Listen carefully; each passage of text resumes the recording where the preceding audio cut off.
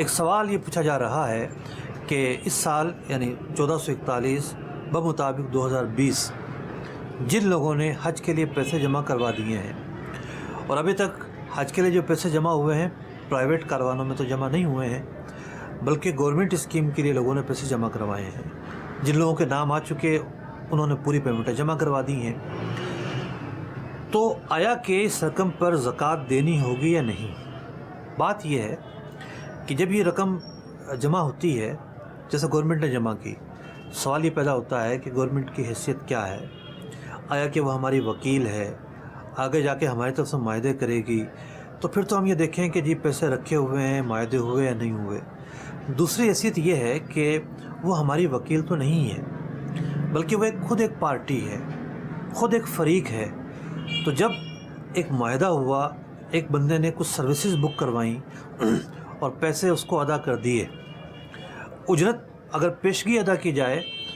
تب بھی جو ہے وہ سامنے والے کی ملکیت میں چلی جاتی ہے۔ اجرت کے جو قواعد ہیں اس کے اندر یہ بات لکھی ہوئی ہے۔ اب جو حج کے لیے پیسے جمع کروائے جاتے ہیں یہ بہت ساری اجرتوں کا ایک مجموعہ ہوتا ہے، اس کے اندر جہاز کی فیس ہے، خیمے کا کرایہ ہے، ہوٹل کا کرایہ ہے، ٹرانسپورٹیشن ہے۔ مجموعی طور پر گورنمنٹ نے بحیثیت ایک پارٹی یعنی وہ ایک پارٹی اور ایک فریق کے اس نے ہمیں ایک پیکج دیا اور اس پیکج کے مقابل میں لوگوں نے پیسے جمع کروا دیے، تو وہ رقم لوگوں کی ملکیت سے نکل گئی، لوگ اب اس رقم کے مالک نہ رہے۔ کل کو اگر یہ خدا نخواستہ پیکج بیک ہوتا ہے، معاہدہ ختم ہوتا ہے، پیسے واپس آتے ہیں تو پھر دیکھا جائے گا اس وقت کیا ہونا ہے۔ لیکن اگر اس وقت کسی پر زکوٰۃ کی فرضیت کا دن آ گیا ہے،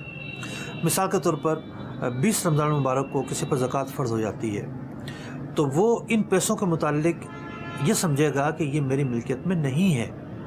اور وہ اسی تناظر کو سامنے رکھتے ہوئے اپنے زکوٰۃ کا حساب لگائے گا اور اس رقم پر زکوٰۃ نہیں بنے گی۔ اگر یہ پیسے واپس آ جاتے ہیں بعد میں، تب بھی اگر کسی کا سال پہلے پورا ہو چکا ہے تو پچھلے سال میں اب وہ اس کو ایڈ نہیں کرے گا، آئندہ سال میں ہی اب یہ پیسے ایڈ ہو سکیں گے۔ تو زکوٰۃ کے حوالے سے ایک یہ مسئلہ بڑا پوچھا جا رہا تھا، اس کا میں نے جواب عرض کیا ہے۔